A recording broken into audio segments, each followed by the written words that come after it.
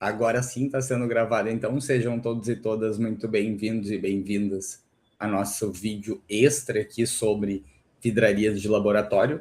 Eu não só vou mostrar as vidrarias via PowerPoint com as nossas lâminas explicando para vocês como funciona, como eu também trouxe elas aqui para mostrar elas ao vivo. Nem todas eu tenho, mas a grande maioria eu consigo mostrar para vocês, tá? Que são vidrarias que vocês vão acabar usando em determinado momento aí no Enem, ou vão ser citadas algumas vidrarias, e é bom que vocês já tenham visto elas em alguns momentos, ou já tenham pelo menos ouvido falar onde se aplica cada uma delas, tá? Então, assim, ó, vamos para nossa primeira, que é a pipeta volumétrica, tá? A pipeta volumétrica, ela é um instrumento que a gente usa para transferir volumes fixos e precisos. Essa daqui é minha, de plástico, obviamente ela não é muito precisa, mas eu tenho essa daqui de vidro, que é essa aqui na verdade é uma pipeta graduada, não é uma pipeta volumétrica, então eu errei aqui. Mas eu não tenho uma pipeta normal, eu tenho essa daqui, que é uma pipeta de altíssima precisão, que ela é uma pipeta que a gente regula ela aqui, ó, tá? Para fazer a pipetagem. Mas propriamente a pipeta volumétrica eu não tenho. Mas ela serve, então, para transferir e com alta precisão entre as soluções, tá? Depois a gente tem a bureta aqui, ó.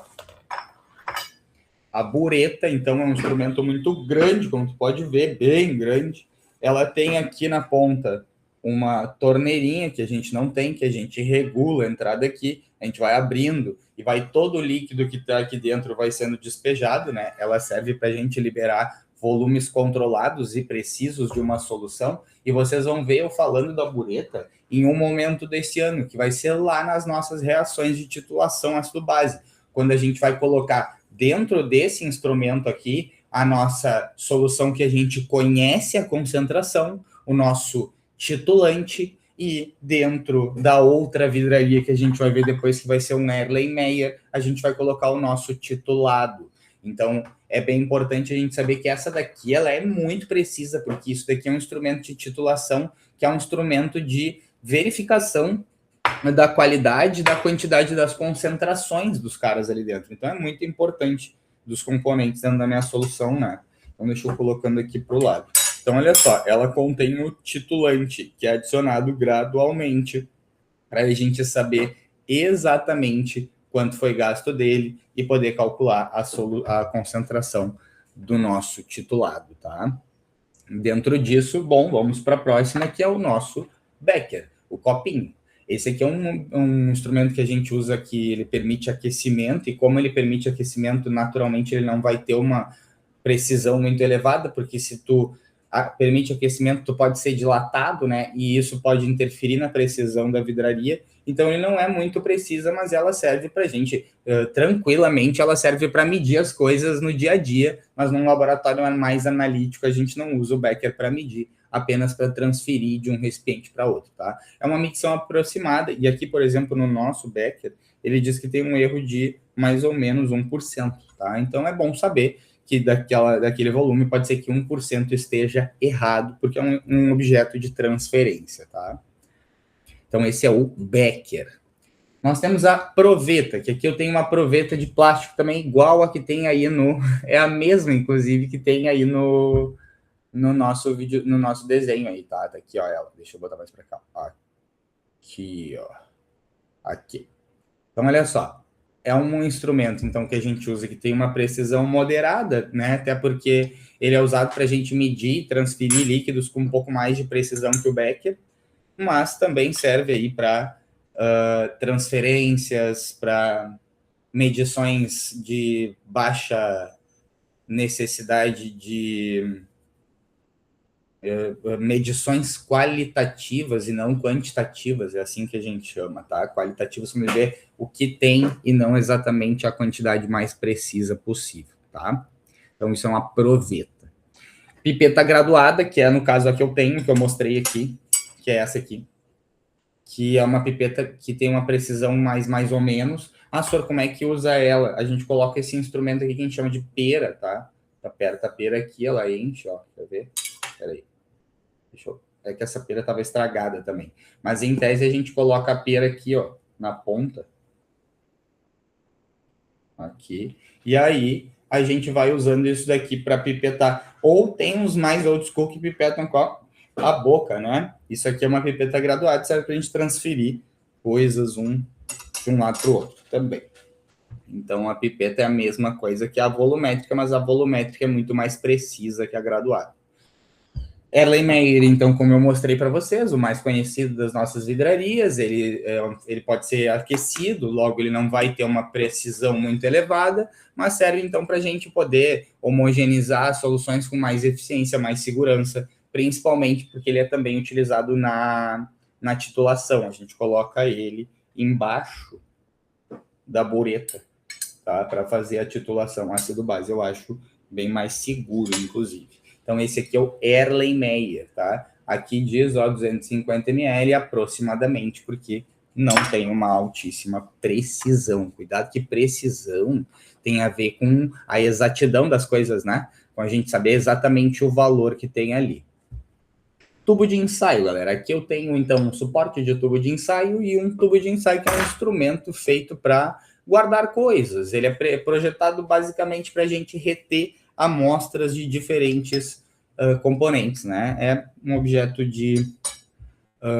não é para medir, na verdade, tá? Ele é usado mais para guardar. Então, vamos dizer assim. Condensador, vocês devem ter visto na nossa aula prática que eu mostrei esta vidraria, que é um condensador que serve justamente para resfriar vapores de gases, né? Condensar esses gases, principalmente no processo de destilação. Ela tem uma precisão relativamente elevada, tá? Uma vez que a gente precisa dele para obter água destilada e os experimentos devem garantir, então, uma condensação completa de todos os componentes que estão sendo destilados. Logo, ele tem que ter uma precisão relativamente alta, embora a gente não use ele para medir, né? Ele deve, inclusive, a sua precisão deve ser medida em termos de ele ser eficiente. E ele serve, então, para a gente adicionar na tampa, na ponta de um destilador. E aí a gente consegue resfriar o vapor da água e obter a água lá do outro lado, né? Naquele processo que a gente falou da destilação simples e a fracionada. Tá? Kitasato eu não tenho, mas imaginem esse becker com um furo aqui, ó. Esse furo é usado, normalmente a gente usa o Kitasato para fazer destilação. Quando precisa fazer destilação, a gente bota uma tampa aqui e aí no Kitasato sai o vapor d'água pelo buraquinho que vai ter aqui. Eu tinha um, mas eu quebrei.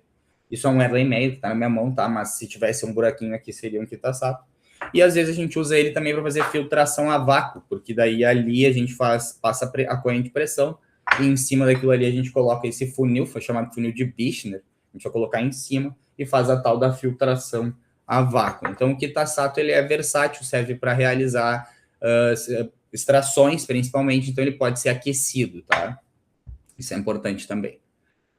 Funil de decantação, o nosso que quebrou na aula, e aí nós conseguimos outro, ganhamos um também. Então esse aqui tá quebradinho, vou usar ele para mostrar, mas aqui teria uma torneirinha, né, que a gente ia ficar regulando, eu mostrei para vocês no vídeo da prática, a gente abre ela e aí vai descendo o processo de decantação, que é uma mistura para misturas heterogêneas, né, de componentes chamados então de immiscíveis. Então, funil de decantação serve para fazer, adivinha, né, uma decantação. Como eu falei para vocês antes, tinha o funil de Bichner, que é esse aqui.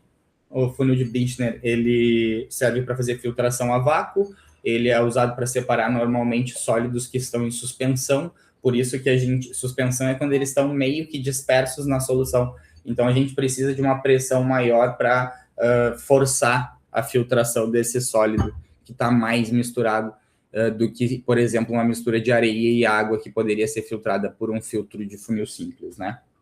Então, isso é um funil de Bichner e serve para filtração a vácuo. Beleza. O cadinho, eu tenho um cadinho. Não tem um cadinho, não. Eu tenho um almofariz.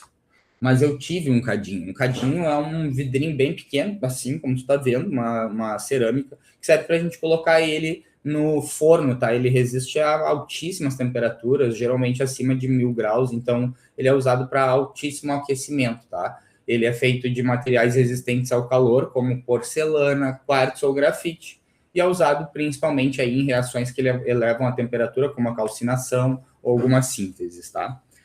Então, o cadinho serve para ser aquecido. E eu tenho aqui, nesse caso, o que eu tenho é um almofariz e um pistão, tá?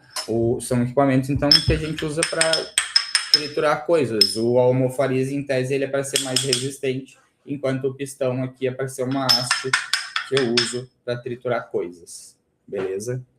Dentro deste funil que tinha antes, um papel filtro de laboratório colocado aqui, legal, né?